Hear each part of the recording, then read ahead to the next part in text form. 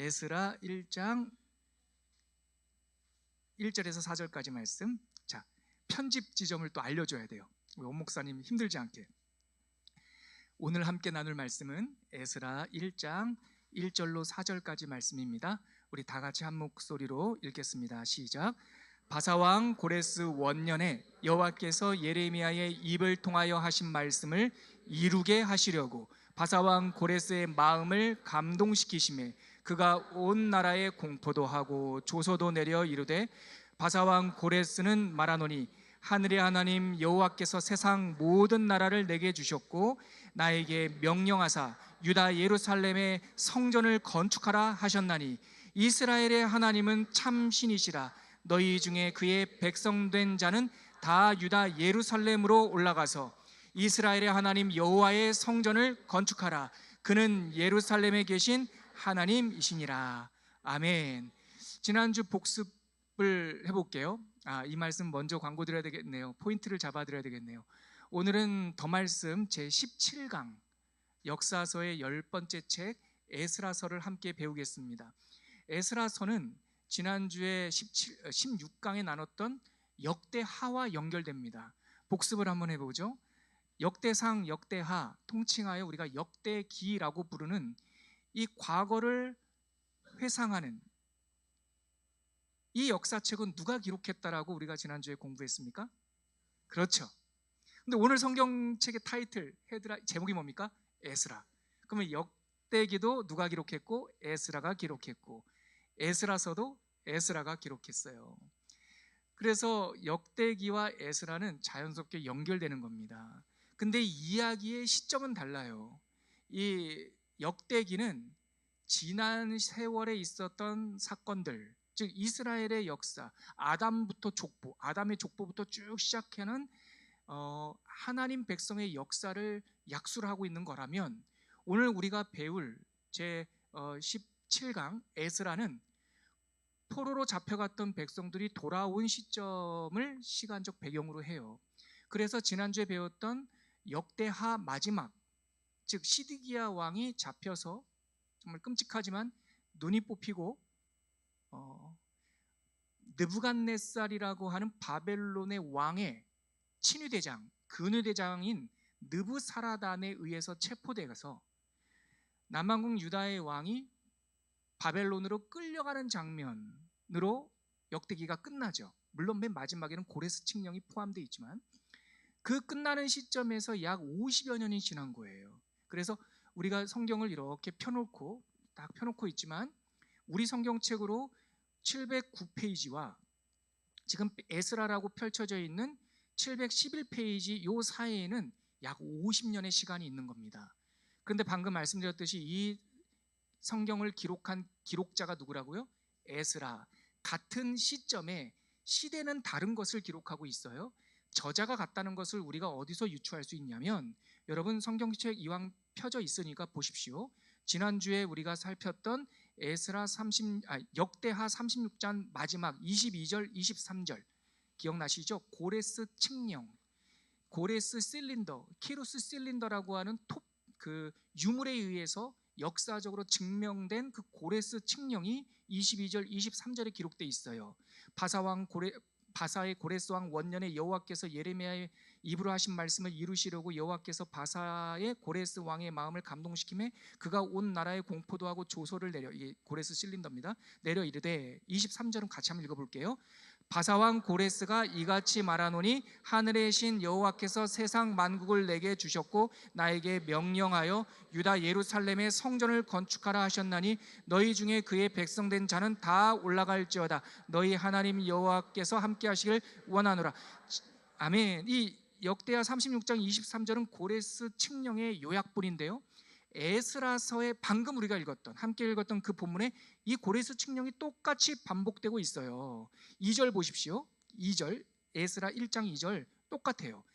바사왕, 제가 읽어드리게 들어보세요. 바사왕 고레스는 말하노니 하늘의 하나님 여호와께서 세상 모든 나라를 내게 주셨고 나에게 명령하사 유다 예루살렘의 성전을 건축하라 하셨나니. 똑같은 문장이 역대하에도 있고 에스라에도 있고, 똑같은 고레스 칙령이 역대하에서는 역대기를 끝내는 말씀, 엔딩 말씀이고 에스라서는 에스라서를 시작하는 시작 말씀이에요.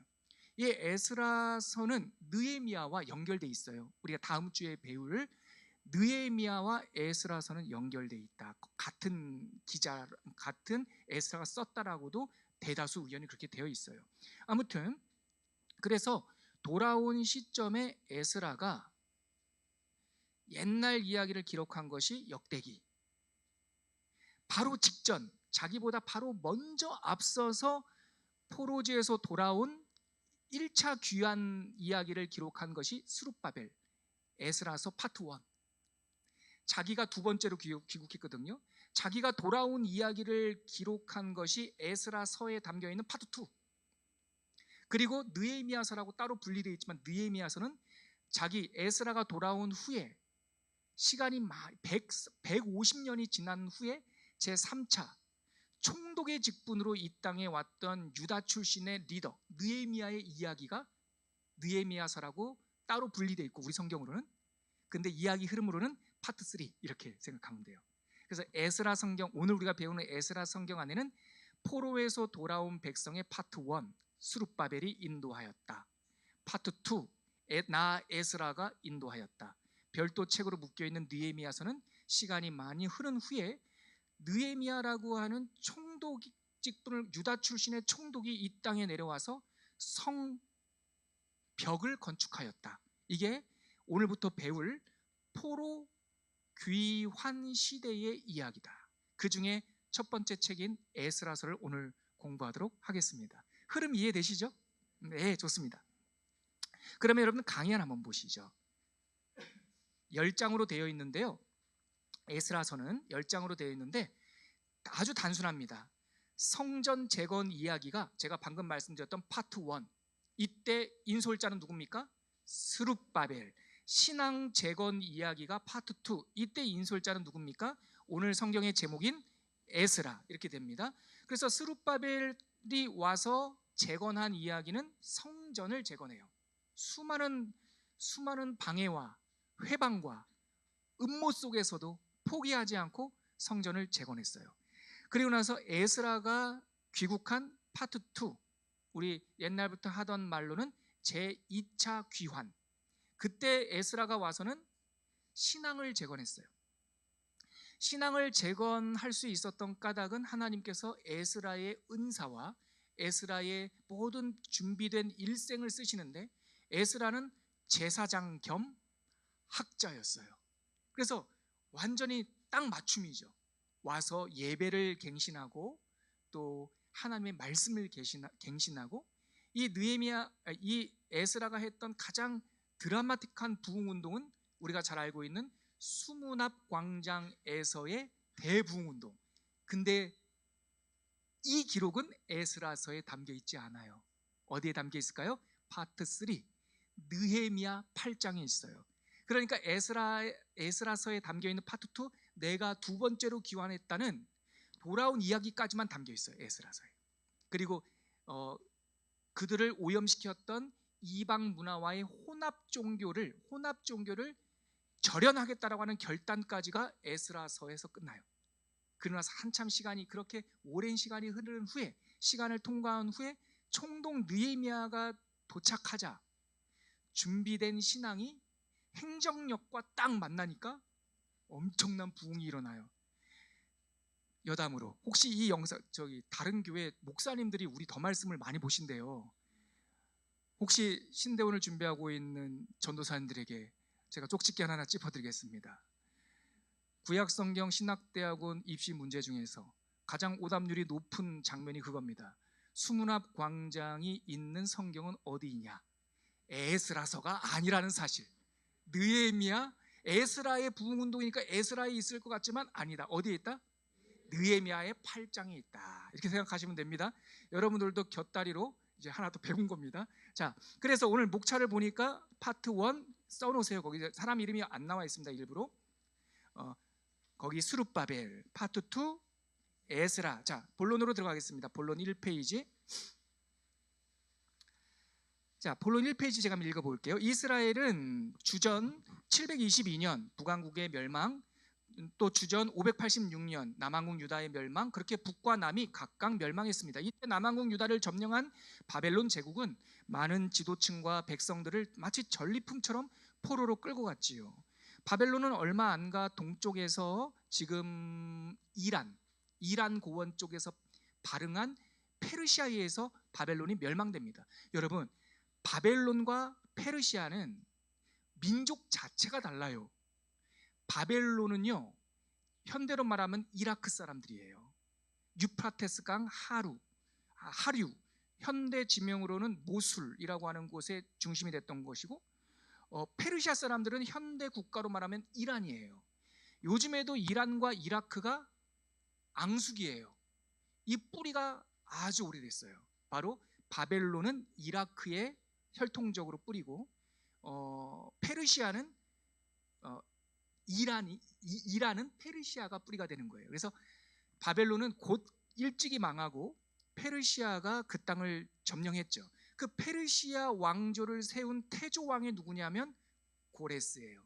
정식으로 말하면 그들 조상 가운데서도 고레스가 있었기 때문에 이 성경에 나오는 이 고레스 왕은 세계 역사에서 고레스 2세라고 불리는 그 사람입니다. 자, 바벨론은 얼마 안 가 동쪽에서 발흥한 바사, 페르시아에서 무너졌고, 창건자 고레스 대왕은 바벨론 근방에 노예처럼 묶여서 집단을 이루고 살고 있었던 이민족들을 그들이 원한다면 본국으로 돌아갈 수 있는 칙령, 즉 고레스 칙령을 내린 거예요. 저는 이거 읽을 때마다 옛날에 스탈린이 했던 우리 까레이스키 고려인들, 압록강 북쪽 간도와 하얼빈 정도 만주 땅에 살고 있었던 우리 한민족을 스탈린이 혼혈 정책, 혼합 정책 시키겠다고, 또 이 시베리아 광야를 개척시키겠다고 이 사람들을 강제 이주시키거든요. 그래서 지금 우즈베키스탄, 키르기스탄 이런 중앙아시아의 스탄 국가에 우리 고려인들이 많은 까닭이 그래요. 그게 강제 이주시켰거든요. 바벨론의 정책이 그랬습니다. 반란을 일으킬 것을 방지하기 위해서 내용적으로는 그 민족의 지도층들을 다 데리고 와서 왕국에서 옛날에 기인 제도처럼 노예처럼 리더층들은 뭐 노예처럼 잡아놓고 포로처럼 잡아놓고 그 백성들은 곳곳에 흩어져서 살게 했거든요. 근데 페르시아의 키루스 왕, 고레스 왕이 딱 바벨론을 점령하고 나니까 비효율적이라고요. 어떻게 다 이렇게 흩어나요? 그래서 자치 좀 해라.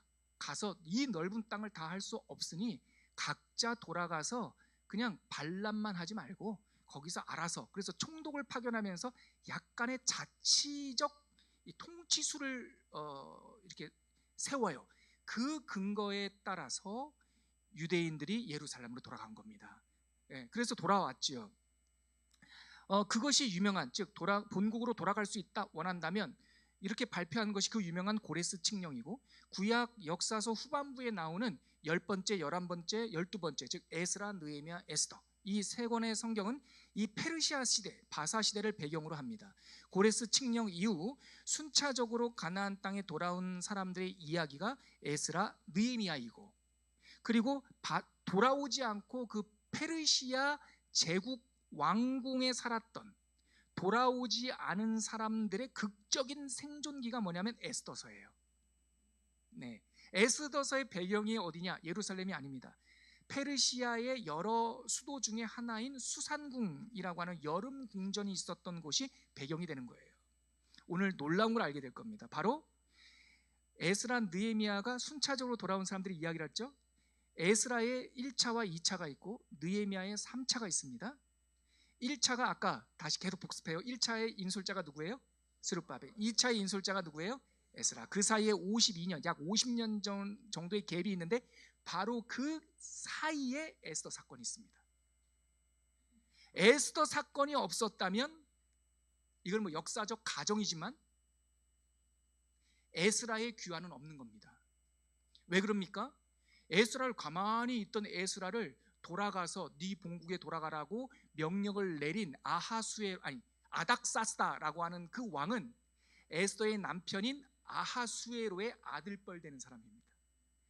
직계 혈통은 아닐 수 있어도 이 왕의 계보를 보면 아들뻘입니다. 즉 에스더서의 신앙 부흥, 하만을 진압하고 유대인들이 영향력을 갖게 된 그 축제의 사람들, 에스더서의 주제가 축제의 사람들이잖아요. 그 축제의 사람들의 또 다른 열매가 에스라입니다.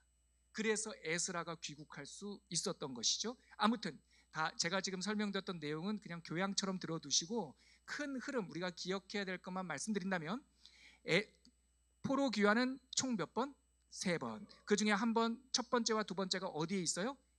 에스라에 있고, 세 번째 귀환이 느헤미야에 있는데, 순서상 12번째 책인 에스더라고 하는 이 별책 부록과 같은 이야기는 에스라, 스룹바벨과 에스라 사이, 즉 6장과 7장 사이에 있어요. 그것만 기억해 놓으시면 흐름을 좀 이해할 수 있을 겁니다. 구약 역사서 10번째 에스라는 포로에서 돌아온 사람들의 이야기입니다. 이 책은 다소 갑작스럽게 진행된 1차 귀환이 끝나고 80년 후쯤에 다 합치면, 그러니까 시작할 때부터 80년이에요. 중간기를 따지면 한 약 52년 정도 돼요. 아무튼 에스라가 인솔했던 2차 귀환 때까지의 기록책입니다. 그래서 같은 시기에 기록된 역대기와 자연스럽게 중첩되는 부분이 있습니다. 좀 말이 어렵죠, 글로 쓰다 보니까. 이 말이에요. 에스라가 두 번째 귀국했잖아요. 귀국하고 와서 신앙 부흥 운동을 벌이면서 역대기도 썼고 에스라도 썼다, 그 말입니다. 동시에 두 개를 썼다, 그 말입니다. 그래서 두 책은 다루고 있는 시대는 다르지만 이 책을 기록한 시점이 같아서 역대기의 끝과 에스라서의 시작이 중첩되고 있다, 그 말입니다. 자, 스룹바벨이 중심이 된 538년 제1차 귀환, 그리고 BC 458년에 페르시아 왕 아닥사스다 7년에 에스라가 두 번째로 돌아오는 것까지를 이 에스라가 담고 있다. 자, 그래서 제가 이 긴 말을 표로 만들었어요. 1차 귀환이 538년, 2차 귀환이 458년, 3차 귀환이 444년, 이렇게 생각하면 됩니다. 근데 저를 한번 보시죠.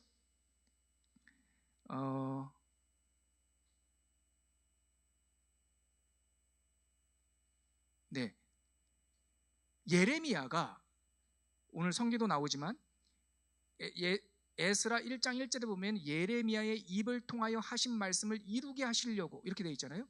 예레미야가 일찍이 예언했어요. 몇 년 후에 포로들이 돌아올 것이다. 기억나세요? 몇 년 후에 돌아올 것이다. 보세요. 첫 번째 포로로 잡혀간 사람이, 그 두 번째 단락 보면 605년 여호야김 때 첫 포로로 잡혀가잖아요. 그 파란색 표, 제가 정리한 표 그 위에서 한 서너 줄, 대여섯 줄 올라가면 1차 포로가 언제예요? BC 605년. 그렇죠? 자, 1차 귀환은 언제예요? BC 538년. 이 시간이 거의 70년입니다. 그러니까 하나님의 말씀은 하나도 땅에 떨어지지 않아요. 예레미야가 70년 후에 돌아오리라, 605년을 기준으로 첫 번째 이때 잡혀간 대표적인 사람이 다니엘이에요. 다니엘이 잡혀간 605년을 기준으로 하면 정확히 70년 후에 1차 귀환 스룹바벨이 돌아옵니다. 말씀이 그대로 응답되었던 것이죠. 그 다음 계속 볼게요. 에스라는 1차 귀환을 회고하면서 본인이 두 번째로 돌아왔으니까 그때 나보다 먼저 스룹바벨이 왔지, 그리고 자기가 이렇게 돌아왔지, 이런 내용을 다루고 있다, 그 얘기가 내용입니다. 그래서 표를 한번 보시죠. 표를 한번 보시면 1장서부터 6장까지가 스룹바벨 1차 귀환, 돌아온 그 자유인이, 제가 강의한 1페이지에 보면 성경에 있는 구절을 그대로 주황색으로 제가 써놨지 않습니까? 백성의 1차 귀환 42,360명 이요, 성경 구절이에요. 그런데 표에 보면 42,000명이 아니라 49,000명이죠. 이건 뭐냐? 자유인이 42,360명이 내려왔고 이 외에 일하는 사람, 노예들, 이런 사람, 짐승 말고요, 사람들이 함께 왔단 말이죠.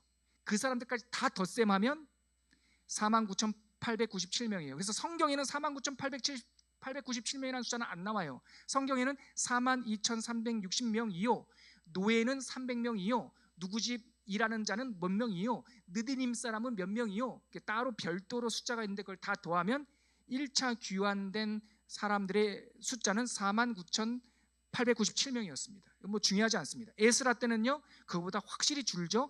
1,754명.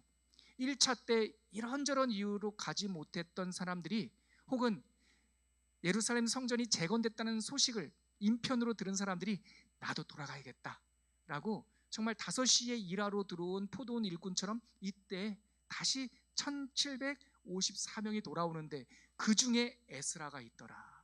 그리고 이 사람들은 페르시아에서 하나님의 불임절을 겪었던 사람이에요. 우리를 살려주신 제비뽑기의 불임절. 이들은 소망을 가지고 다시 내려와서 하나님 제대로 믿자. 하나님이 우리의 소망이다. 이 황폐한 땅에도 여전히 소망이 있나니. 이게 에스라의 메시지예요. 그 사람들이 돌아왔습니다. 그리고 그 사이에 표에 보면 공백기 57년 이렇게 돼 있죠. 길게 보면 57년, 짧게 보면 52년인데요. 바로 이 공백기에 무슨 사건이 있었다고요? 에스더 사건이 있었다고요. 근데 성경은 기록물이니까 이 공백기라고 뭐 여백을 이만큼 띄울 수는 없지 않습니까? 그게 바로 6장과 7장이에요. 성경책 한번 가보시죠. 우리 에스라 7장 한번 찾아가 보세요. 7장 찾으셨습니까? 자, 에스라 7장 1절 같이 한번 읽겠습니다. 시작.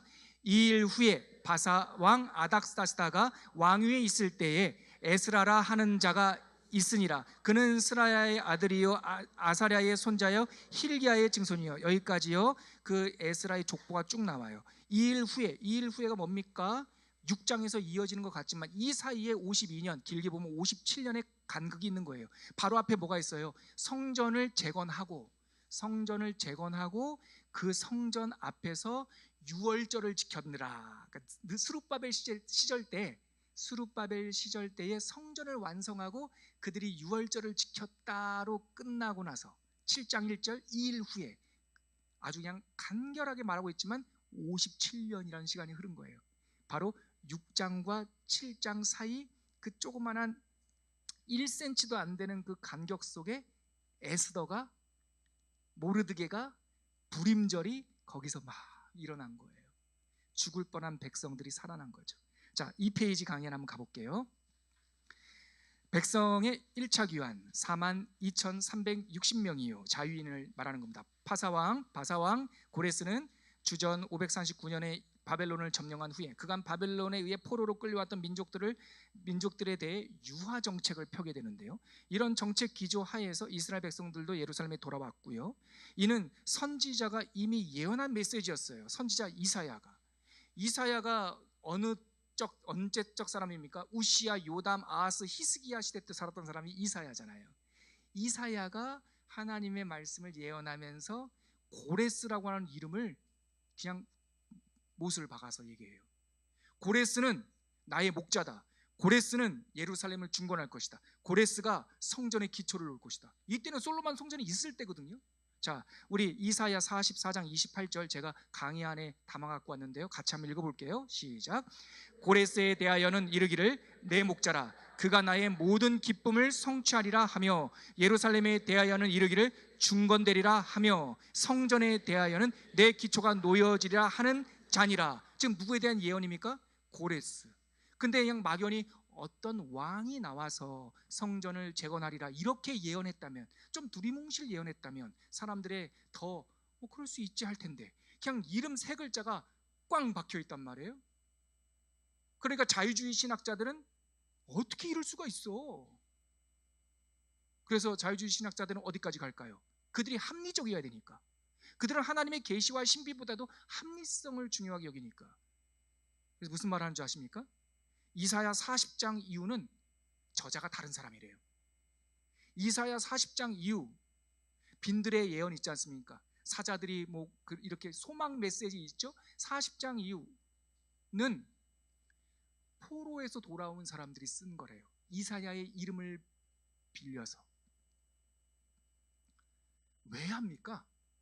하나님을 믿지 않고 사람들을 혹세무민하기 위하여 이사야의 이름을 빙자하여 글을 왜 씁니까? 도대체 그렇게 비싼 양피지를 갖다가 거짓말이잖아요. 그러니까 자유주의 신학자들이 말하는 이사야의 제1 이사야서, 제2 이사야서, 제3 이사야서 이렇게 성경을 막 갈기갈기 찢는 이 고약한 습관. 자유주의 신학자들은 창세기도 갈기갈기 찢거든요.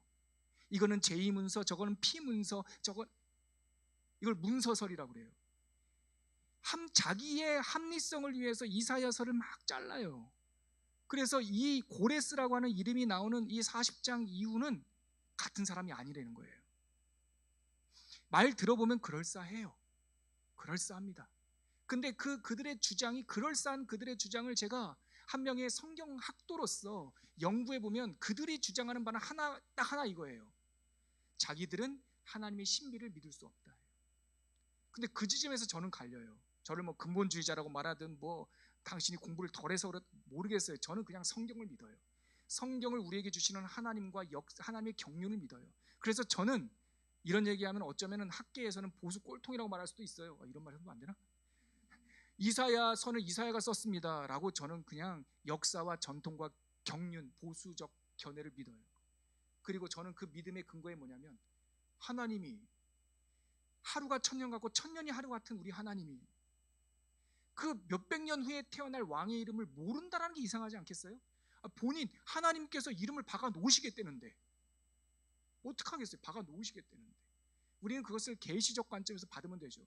제가 왜 이 말씀을 이렇게 강조하냐면, 이와 같은 신비가 나오는 성경의 한 군데가 더 있어요. 바로 다니엘서입니다. 다니엘서는요, 제가 나중에 선지서할 때 하겠지만, 다니엘서에 보면 미래 예언이 있습니다. 구약의 묵시록이라는 것이 다니엘서의 별명이에요. 거기에 보면 헬라 왕에 대한 예언이 나와요. 다행히 알렉산더라고 하는 이름은 고레스처럼 안 박았어. 그래서 어떤 면에서 다행이다 싶어요.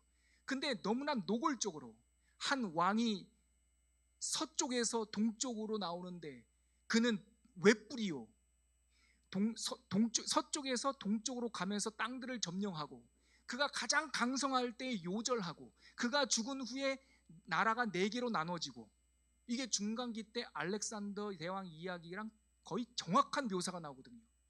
인본주의 자유주의 신학자들은 그걸 믿어요, 안 믿어요? 안 믿어요. 너무 정확하니까. 이거 알렉산더 대왕 이후에 그 예수님 직전 태어날 때 BC 1세기 그때 썼구만, 이렇게 수십 년이 정설이었어요. 그래서 그 자유주의 신학이 휩쓸고 다닐 때는 다니엘서를 다니엘이 썼다고 그러면은 저 공부를 안 하는구만 이랬단 말이죠. 근데 사해사본이 발견됐거든요. 1947년에 사해사본 중에 다니엘서가 나와버렸거든요. 그걸 탄소연대 측정기로 하니까 여태까지 자유주의 신학자들이 믿었던 그 시대가 아니에요. 그보다 훨씬 더 전이에요. 어떻게 해요? 그 신비의 영역, 논리적으로 합리적으로 맞췄던 그것은 다 깨지고 말았죠. 이사야서의 하나님의 예언을 저는 그대로 믿습니다. 이사야서에 예언해왔던 그 고레스가 에스라서에서 말하고 있는 그 왕으로서 중첩되며 우리들에게 알려주고 있는 것이죠. 좀 말이 길었습니다. 근데 이것은 우리가 뭐 정보 하나 더 알고 정보 이게 아니라 믿음에 관련된 문제예요. 계시 중심적 신앙, 하나님의 말씀 중심적 신앙이 우리의 기초다. 성경이 흔들려 버리면 그 위에 세워놓을 수 있는 것은 아무것도 없어요. 성경. 그래서 제가 이번에도 우리 저한테 구약학을 가르쳐 주신 김지창 교수님 은퇴하셨는데요, 제주도에서 만났을 때 목사님이 제 손을 잡고 그래요. 무슨 문화혁명, 무슨 사회복지, 교회가 해야 될 거 그런 것도 중요하지만 그러고보다도 더 중요한 것은 더 본질적인 것을 붙들어야 된다.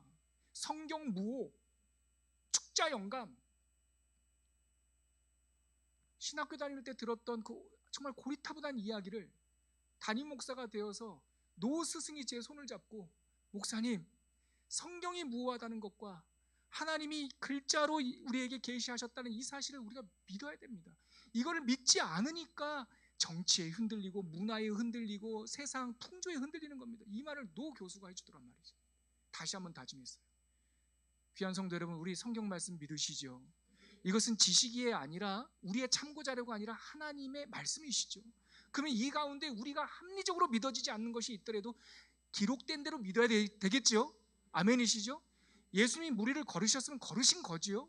홍해가 갈라졌으면 갈라진 것이고요. 홍해가 갈라졌는데 어떻게 바다가 갈라져? 그냥 갈대밭이었겠지. 왜냐하면 갈대밭이라는 단어와 홍해라는 단어가 공교롭게도 같은 단어거든요. 그러니까 아니야, 갈대를 건넜겠지. 그렇게 합리적으로 맞췄어요. 근데 그 다음에 말씀을 믿지 않으면요, 하나는 맞는데 하나가 틀려요. 갈대를 건너간 건 오케이. 근데 왜 애굽의 군대가 갈대에 빠져 죽습니까? 바로 그 다음에 그 애굽의 병거와 애굽의 군대가 그 홍해 바다에서 수장되지 않습니까? 그거 어떻게 설명할 거예요? 그러면 뭐라고 말하냐? 신화다 이래요. 답답해. 모르겠어요. 저는 그냥 믿어요. 믿고 그래서 그 말씀을 전하고 싶어요. 아무튼 고레스 사건은 이스라엘 백성들의 입장에서는 돌발적인 사건 같지만, 자기네들이 아무것도 안 한 정말 갑자기 일어난 사건 같지만 아니다. 하나님은 진작부터 예고하시고 예언해 주셨다. 그 시점과 그 왕의 이름과 그 사건을 보세요. 오늘 말씀, 예루살렘이 중건되며 성전에 내 기초가 놓여지리라. 나의 모든 기쁨을 성취하리라. 이렇게 예언하셨다는 것이죠. 자, 그 다음에 쭉 내려갈게요. 그래서 다윗 왕의 혈통인 스룹바벨의 인도하에 우리 노예들, 일하는 느디님 사람들과 일꾼들까지 합치면, 물깃는 사람들까지 합치면 49,897명이 예루살렘 땅으로 돌아왔습니다. 그들이 돌아와서 한 일은 무엇입니까? 성전을 재건하는 일이었어요. 두 번째 내용입니다. 재건이라고 하는 말은 포로 귀환 시대의 시대 정신이었어요. 스룹바벨은 성전 재건, 에스라 2차 귀환은 신앙 재건, 느헤미야 3차 귀환은 공동체, 성벽 재건, 공통적인 주제예요. 스룹바벨은 이스라엘 공동체의 중심인 성전 재건을 위해서 힘썼고, 에스라는 돌아온 백성들의 영적 도덕적 삶을 재건하기로 애를 썼고, 또 나중에 살펴보겠지만 느헤미야는 성벽 재건이라는 것을 통해서 커뮤니티, 함께하는 나라의 기초를 다시 놓았지요. 네, 그 다음 단락 볼게요. 무너진 예루살렘 성전의 재건 사역은 단번에 된 게 아니에요. 여러 반대들이 있었고요. 그래서 536년서부터 516년 사이에 여러 단계를 거쳐서 재건을 시작한 건 536년인데요. 완성된 게 516년이에요. 대략 한 20년에 걸쳤어요. 능력이 부족한 게 아니라, 돈이 없어서가 아니라 방해가 심했어요. 르훔과 심세라는 사람이 거짓 뭐라고 합니까? 거짓 고소, 단어가 하나가 생각이 안 나요. 이렇게 막 깎아내리는 가짜 조서를 본국에 보내가지고 고레스 왕이 칙령을 내려서 하라고 했는데, 그 고레스 왕이 요절 일찍 죽거든요. 그러니까 그 다음 왕 아들 때 왕에게 얘네들이 반란 일으키려고 이래요. 이 거짓, 음모, 이런 것들을 보내서 중지시키게 만들어요. 그랬지만 그들은 포기하지 않았고 계속 이렇게 시도하고 도전한 끝에 또 왕이 바뀌어요. 그리고 스탈보스네, 다뜨네와 스탈보스네. 그러니까 르훔, 이름 몰라도 됩니다. 저도 지금 기억 못하잖아요. 위로 받으시고. 르훔과 심세라고 하는 그 예루살렘 주변에 있었던 그 토착민들이 거짓된 조서를 보내서 성전 공사를 멈추게 해요. 꼼짝없이 멈췄죠. 그냥 왕이 하지 마 그랬으니까, 니네들 반역하려고 그러는 거지. 그래서 멈췄어요. 그런데 포기하지 않았습니다. 그런데 왕이 바뀌었고, 다뜨네와 스탈보스네라고 하는 또 다른 주변 사람들이 유대인들 쟤네들 이상한 애들이야 하고 또 고소하려고 편지를 보냈는데, 그 편지를 보낸 것 때문에 긁어 부스럼 내듯이 이 새로운 페르시아 왕이 밤에 이 역사책 보다가 고레스 칙령을 본 거예요. 이 사람들이 불법적인 일을 하는 게 아니네, 우리 할아버지가 한 거네 하고, 오히려 다뜨네와 스탈보스네는 유대인들을 폄하하려고 보낸 조서가 반전의 하나님, 다시 그들의 합법성을 증명해 주어서 다시 재건해라 이런 거예요. 그래서 성전이 주전 512년인가요? 네, 그때 516년에 완공되게 된 것이죠. 그게 에스라서의 6장 끝입니다. 성전을 완성하고 에스라서 6장에서 유월절을 지키면서 부흥이 일어나죠. 하지만 그 작은 성전을 보면서 옛날 장로들, 어른들, 솔로몬 성전을 본 어른들은 울고, 그 아직 뭐 솔로몬 성전을 비교할 것이 없었던 다음 세대, 포로지에서 태어났던 그 젊은 세대들은 막 축제를 벌이고, 그러니까 눈물과 기쁨이 뒤섞여요. 자, 그 말씀 한번 읽어볼게요. 에스라 3장 12절과 13절인데요. 우리 강의 안에 있는 걸로 한번 읽어보죠. 시작. 나이 많은 족장들은 첫 성전을 보았으므로 대성통곡하였으나 여러 사람은 함성을 지르니 즐거이 부르는 소리와 통곡하는 소리를 분간하지 못하였더라. 제가 이 귀한 그 강의한 지면에 이 장면을 중요한 성경 구절로 이렇게 여러분들에게 제시한 까닭은 저는 개인적으로 그래요. 이거는 목사 노병균의 에스라에 대한 묵상이에요. 환호와 눈물이 뒤범벅된 이 장면이 포로 귀환 시대 때의 세 개의 성경 에스라, 느헤미야, 에스더의 정서예요. 무드예요, 무드. 그러니까 폐허의 땅이지만 하나님은 축제를 선포하시고요. 백성들의 반복되는 죄악, 세울만 하면 또 타락하고 이러면서도 에스라는 뭐라고 말하냐면 우리에게 아직 소망이 있나니 이 말을 선포하고요.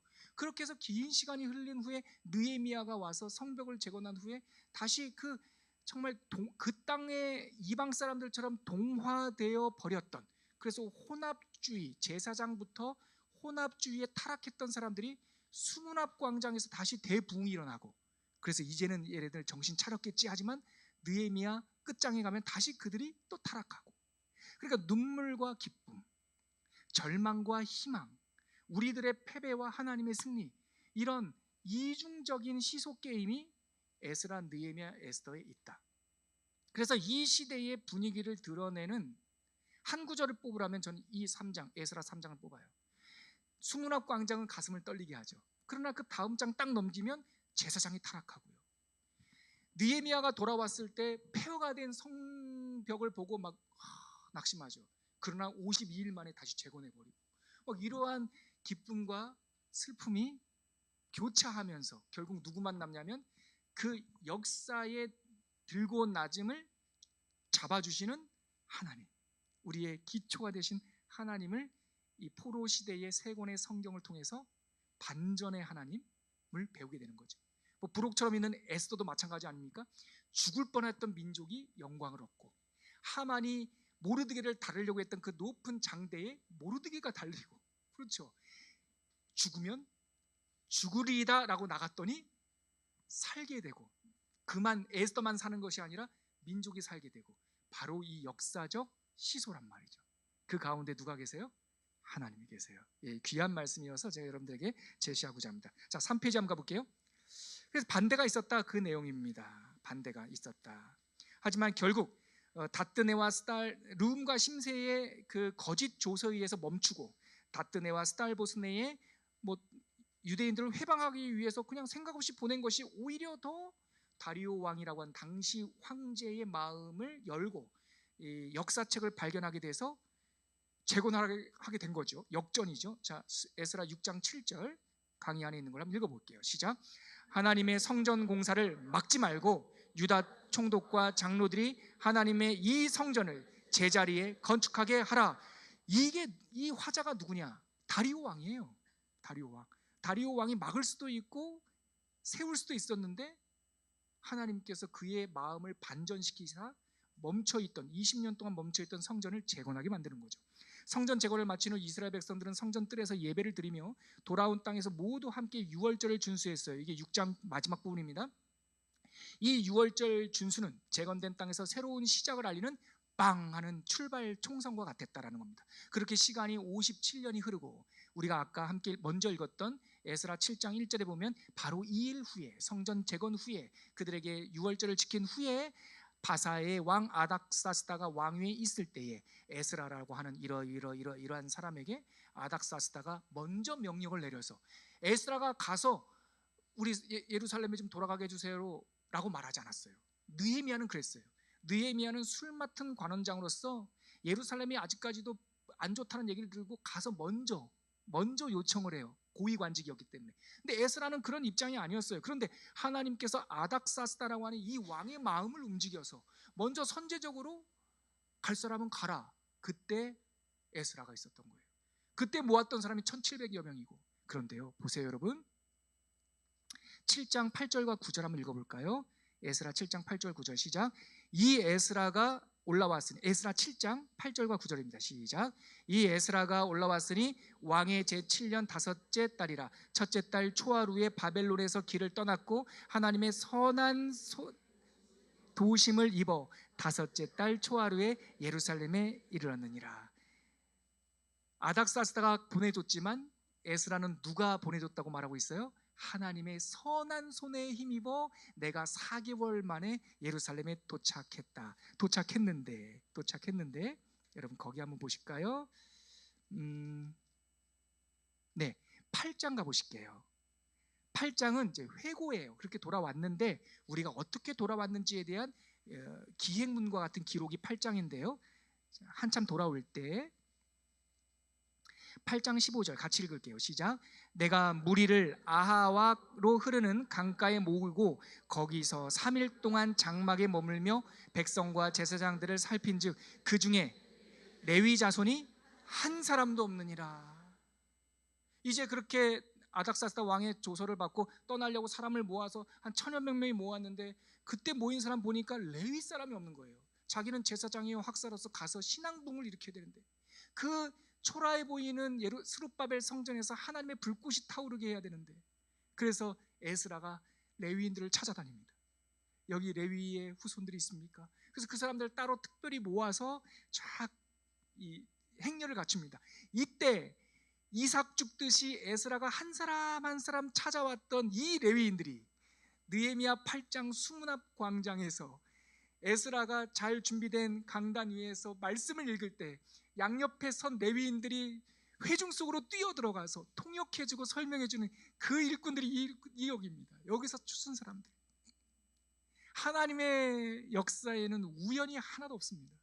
하나님의 뜻이 다 스며 있는 거죠. 믿음의 눈으로는 그 뜻이 보이는 거고, 우리가 흘러가는 역사 속에서 하나님의 뜻을 발견하면 우리들의 인생은 완전히 달라져요. 왕이 있는 백성으로 거듭나게 되는 거죠.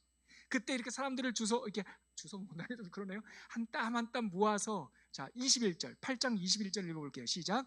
그때 내가 아와 강가에서 금식을 선포하고 우리 하나님 앞에서 스스로 겸비하여 우리와 우리 어린아이와 모든 소유를 위하여 평탄한 길을 그에게 간구하였으니 이는 우리가 전에 22절 시작. 이는 우리가 전에 왕에게 아뢰기를 우리 하나님의 손은 자기를 찾는 모든 자에게 선을 베푸시고 자기를 배만하는 모든 자에게 권능과 진노를 내리신다 하였으므로 길에서 적군을 막고 보병과 마병을 왕에게 구하기를 부끄러워 하였습니다. 그러므로 우리가 이를 위하여 금식하며 우리 하나님께 간구하였더니 그의 응답하심을 입었느니라. 이 내용이 뭔지 알아요? 문어체로 써있으니까 느낌이 안 나죠.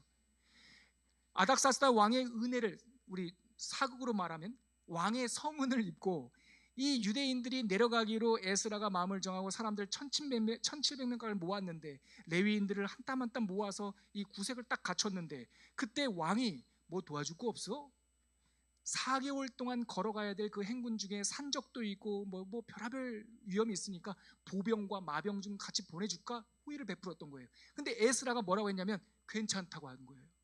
우리 하나님은 살아계신 하나님이라 당신을 바라보는 백성들을 권능과 진노로 이렇게 자기를 배반하는, 어디 있어요? 자기를 찾는 모든 자에게 선을 베푸신다고. 22절.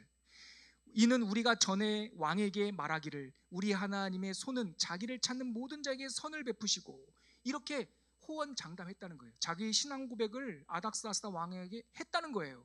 그런데 하나님 있는 백성들이 걸어갈 때 군사들과 함께, 페르시아 군사들과 함께 가는 게 모양이 안 맞아. 그래서 군인들을 물렸던 거예요. 근데 그 거리 속에 위험은 여전히 있잖아요. 그때 에스라가 뭘 했다고요? 금식. 이거는 신앙의 증명이다, 확증이다. 하나님이 우리를 지켜주셔야 아닥사스다 왕이 하나님이 살아계심을 확증할 거 아니에요. 눈물로 아와 강변에서 하나님 우리를 지켜주십시오, 우리를 지켜주셔서 당신의 이름이 영광 받으시옵소서, 이렇게 작심하고 기도하고 왔는데 도착했다 이 말이에요. 그래서 4개월 만에 예루살렘에 도착했다. 그러면서 9장 지금 우리가 그 내용입니다. 그렇게 쭉 지금 강의 안에 3페이지에 나와 있는 백성들의 제2차 귀환 그리고 신앙 재건했다 그 내용이고요. 그렇게 돌아와서 9장 1절과 2절 같이 한번 읽어볼게요. 또 2일 후에라고 시작합니다. 시작. 2일 후에 방백들이 내게 나와 이르되 이스라엘 백성과 제사장들과 레위 사람들이 이 땅 백성에게 떠나지 아니하고 가나안 사람들과 헷 사람들과 브리스 사람들과 여부스 사람들과 암몬 사람들과 모압 사람들과 애굽 사람들과 아모리 사람들의 가증한 일을 행하여, 이 9장 거기까지요. 9장 1절이 무슨 뜻이냐면 혼합주의. 그렇게 목숨을 걸고 내려왔더니 이스라엘 백성들이 그 땅의 풍습을 거절하지 않고 지금 몇 민족이 나옵니까? 가나안, 브리스, 여부스, 암몬, 모압, 멀리 애굽, 아모리 사람들까지 가증한 일을 같이 하고 있었다는 거예요. 그것을 보고 목숨을 걸고 내려온 이 1700명의 2차 귀한 백성들과 학사 에스라와 레위인들이 이거는 신앙 부흥을 하기 전에 신앙 고백부터 해야겠다. 여러분, 신앙 고백은 심지입니다. 아무리 값비싼 양초가 있어도 심지가 없으면 불을 태울 수가 없습니다. 불은 누가 주세요? 하나님이 주세요. 우리에게 좋은 환경과 능력은 누가 주세요? 성령이 주세요. 하나님과 성령이 주세요. 그러면 우리가 불은 하나님이 있고 성령이 우리의 기름이라면 우리가 기껏 할 수 있는 건 뭐예요? 심지가 되어야 된단 말이에요. 그 심지가 뭐냐면 우리의 믿음이고 신앙이고 고백이에요. 이 혼합주의 앞에서 에스라가 무슨 결정을 합니까? 자기 몸을 심지처럼 내어드려요. 그게 10장 1절입니다. 10장 1절 같이 한번 읽어볼게요. 시작. 에스라가 하나님의 성전 앞에 엎드려 울며 기도하여 죄를 자복할 때에 많은 백성이 크게 통곡하며 이스라엘 중에서 백성의 남녀와 어린아이의 큰 무리가 그 앞에 모인지라. 여기 보세요. 혼합주의를 보고 정죄하고 책망하는 것이 아니라 목숨을 걸고 내려왔던 이 선지자가 성전 앞에서 무릎을 꿇고 통곡하고 우는 거예요. 그랬더니 주변에 있는 그 리더들도 함께 그 회개 기도에 동참하고, 그러자 어린아이들까지, 백성의 남녀와 어린아이까지 다 모여서 회개를 하기 시작해요. 자, 2절 같이 읽겠습니다. 시작. 엘람 자손 중 여엘의 아들 스가냐가 에스라에게 이르되 우리가 우리 하나님께 범죄하여 이 땅 이방 여자를 맞이하여 아내로 삼았으나 이스라엘에게 아직도 소망이 있나니. 아멘. 여기 별표예요. 여기 별표. 이렇게 회개 기도를 하고 정말 말없이 눈물로 기도하는 거예요. 그러자 옆에 있는 사람들이 동참하고 아이들까지 동참하고 그 중에 리더가 와가지고 우리가 범죄하였나이다 라고 자복하면서 끝에 뭐라고 말입니까? 이거 여기 밑줄 치셔야 돼요. 이스라엘에게 아직도 소망이 있나니. 이게 에스라서의 핵심이에요. 제가 목사 안수 받고 첫 수련을 했던 수영록 교회에서 제가 부임했을 때는 1대 목사님인 정필돈 목사님에서 이기원 목사님으로 트랜짓 때 그러니까 이렇게 계승된 후였어요. 제가 첫 부목사로 부임하고 함께 섬기면서 여러분, 그 은혜 많고 하나님의 증거와 역사가 많은 교회가 사건이 없었던 게 아닙니다. 위기가 없었던 게 아니에요. 큰 교회면 바람이 크고요, 작은 교회면 또 바람이 작아요. 바람이 없는 교회는 없어요. 거기서 그렇게 은혜 있는 교회에서도요, 제가 함께 섬길 때 사실 그릇 깨지는 소리가 하나 있었어요. 큰 위기는 아니지만 산과 같은 두 분의 어르신이 조금도 흔들리지 않았지만 갈대 같은 부목사가 볼 때는 큰일 났다, 이거 어떡하나, 이거 어떡하나, 그 분위기가 느껴지잖아요. 저는 근데 그때 잊을 수 없는 장면이 있습니다. 사람들 사이에 말이 돌고 뭐가 이렇다 저렇다 막 수근수근거리는 말이 조금 도를 때 은퇴하신 원로 목사님이 가장 일찍 새벽 예배에 나오셔요. 그래서 강단 위에 올라가서 연세도 많으시고 당뇨도 있으시고 그래가지고 몸이 불편한데 그 할아버지 목사님이 강단 위에서 무릎을 꿇고, 이 체중 때문에 무릎도 제대로 못 꿇어요. 옆으로 이 여성들 이렇게 앉듯이 이렇게 무릎을 가로 꿇고 그 강단 의자에 얼굴을 대고 울어요. 목사님이 그 위에서 막 울고 있어요.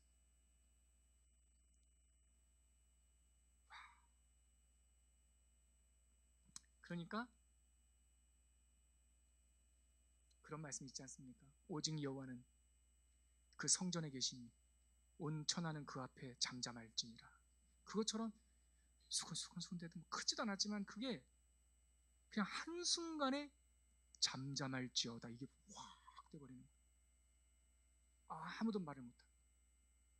저는 에스라 말씀 읽다가 얼마나 기가 막혔겠어요. 혼합주의에 빠져있는 이 인간들을 보면서 화도 낼만 하고 정말 꾸중도 낼만 할 때 종교 재판 그냥 가서 성전에서 막 울어.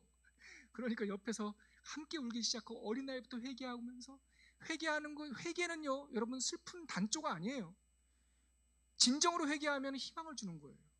내가 죽으면 다시 사는 거예요.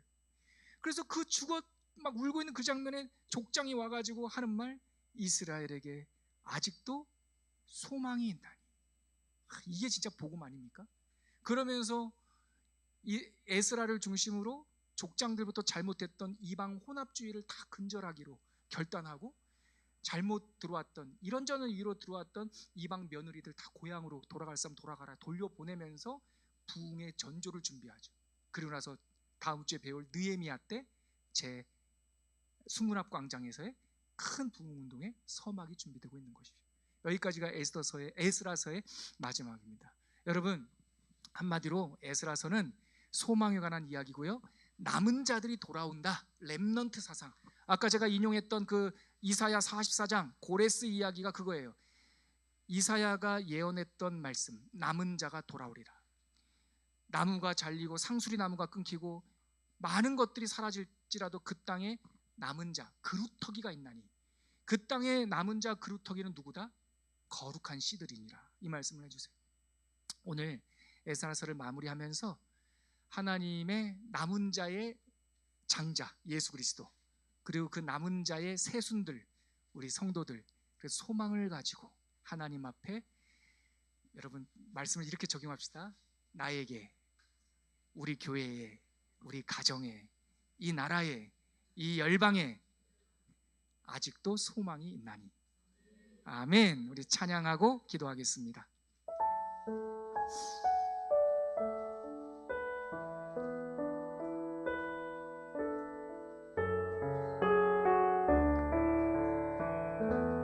내 백성이 나를 떠나, 내 백성이 나를 떠나 돌아섰지만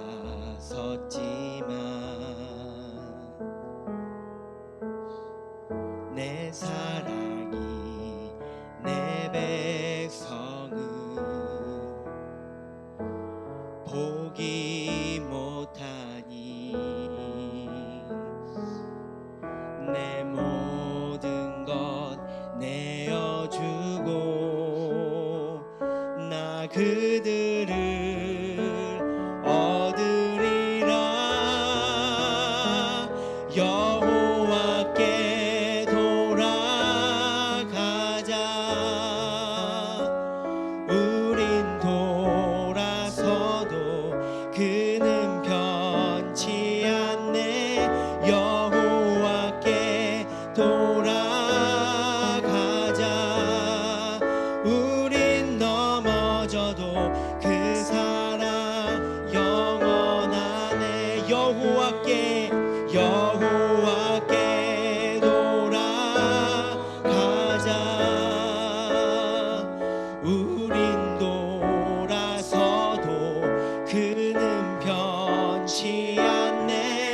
여호와께 돌아가자. 우린 넘어져도 그 사랑 영원하네. 귀한 성도 여러분, 오늘 에스라서 공부를 마치면서 함께 우리가 감사의 마음, 결단한 마음을 한번 기도했으면 좋겠습니다. 이번 주가 좀 분주했어요, 저에게. 그래도 강의를 준비하고 또 말씀을 준비하면 그 신감만은 정말 저에게 세상 모든 이 소음이 끝나는, 고민과 근심이 그치는 그런 행복한 시간이었습니다. 제가 말씀을 준비하면서 그런 상상을 했어요. 하나님, 에스라가 아닥사스다의 선의와 호의를 듣고 돌아가도 된다, 그때 못 돌아간 사람들이 이제 돌아가도 된다라고 하는 그 복음을 들었을 때, 기쁜 소식을 들었을 때 에스라가 백성들을 모으면서 무슨 말 했을까? 저는 그 에스라의 말이 이 찬양의 고백이라고 생각해요. 에스라가 무슨 말을 했을까요? 우리 땅 찾으러 가자? 예루살렘 가자? 아니요. 여호와께 돌아가자. 이 땅은 나그네요. 이 페르시아 땅은 우리의 고향이 아니니 하나님을 경외하는 자들은 여호와께 돌아가자. 그는 우리를 흩으시고 우리를 찢으셨으나 그는 당신을 찾는 자들을 아까 아와 강변에서의 금식기도처럼 결코 버려두지 않을 것이다. 그것이 그들에게 희망이었고 복음이었을 줄 믿습니다. 이 시간 함께 기도할 때 여호와께 돌아가자.